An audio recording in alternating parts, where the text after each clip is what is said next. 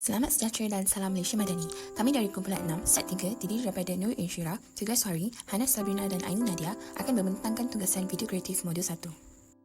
Menurut Kamus Dewan edisi yang keempat, sastra adalah bahasa yang digunakan dalam kitab-kitab atau kesusastraan, hasil seni dalam bentuk prosa ataupun puisi. Bagi cyber pula, adalah sesuatu yang berhubungan dengan komputer dan internet.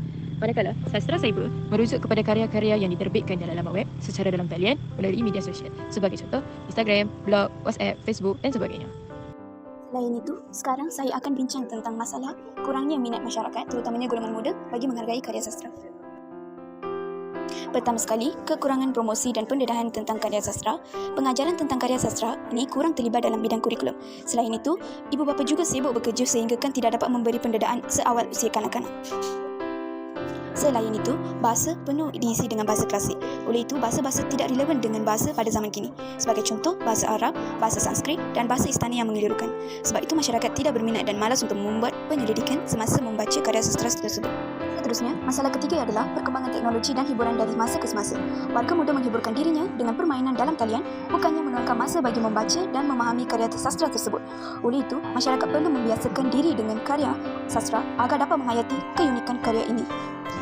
Seterusnya, bagi hasil dapatan kajian, kami telah memperoleh beberapa maklum malas daripada responden tentang kaedah atau strategi bagi meningkatkan minat masyarakat, terutamanya warga muda bagi menghargai karya sastra melalui aplikasi cyber.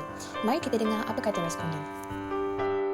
Pada pendapat saya, salah satu cara untuk memupuk minat masyarakat pada zaman kini, terutamanya para remaja, dalam karya sastra adalah dengan cara mengadakan sesi langsung atau sesi live bersama dengan para pengarang dan juga para penulis karya sastra kita. Dan melalui kaedah ini, saya yakin kita dapat memberi peluang kepada para remaja untuk berinteraksi secara langsung bersama dengan para penulis karya sastra kita. Dan secara tak langsung juga kita telah membuka peluang kepada para penulis karya sastra kita untuk menceritakan pengalaman-pengalaman mereka dalam bidang sastra.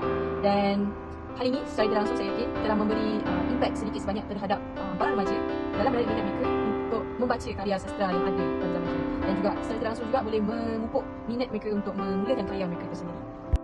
Saya berpendapat bahawa satu cara untuk menarik minat remaja dalam karya sastra melalui aplikasi cyber adalah dengan mengadakan podcast karya sastra. Podcast sastra menawarkan pelbagai genre dan tema dari cerita pendek hingga wawancara dengan penulis. Dengan cara ini, remaja boleh mengeksplorasi dan menemui karya-karya sastra yang sesuai dengan minat mereka. Dalam masa yang sama, mendengar pengalaman penulis dan proses kreatif mereka dalam podcast dapat memberi inspirasi kepada remaja untuk mengeksplorasi dan mengekspresi diri mereka sendiri melalui penulisan. Sekian, terima kasih. Baiklah, bagi saya antara satu strategi yang berkesanlah untuk menarik minat remaja dalam karya sastra adalah dengan penghasilan modul pembelajaran karya sastra yang bersifat visual dan interaktif. Contohnya, tenaga pengajar ni perlulah mencipta modul pembelajaran yang interaktif dan terdapatlah elemen seperti visual yang di mana ianya adalah adanya video, gambar dan animasi untuk menjadikan perkara inilah lebih menarik. Seterusnya, dengan adanya muka pengguna iaitu interface aplikasi, perlulah mesra pengguna dan dapat menarik minat remaja. Dan selain itu, warna-warna yang cerah dan reka bentuk grafik yang menarik juga adalah efektif untuk menarik perhatian remaja. Dan elemen visual seperti imej dan video dapat membantu pemahaman konsep sastra yang lebih kompleks dan membantu remaja untuk memahami idea sastra dengan lebih mudah. Simpulannya di sini, sastra cyber adalah platform yang boleh digunakan oleh semua pelosok masyarakat. Dari pihak institusi bahasa dan sastra, perlulah bijak memanipulasikan internet dalam usaha untuk membangunkan sastra ke dunia luas yang jauh. Akhir sekali, kita sebagai masyarakat juga perlu giat melibatkan diri secara aktif dan tidak memandang remeh tentang sastra cyber supaya karya sastra tidak ditelan di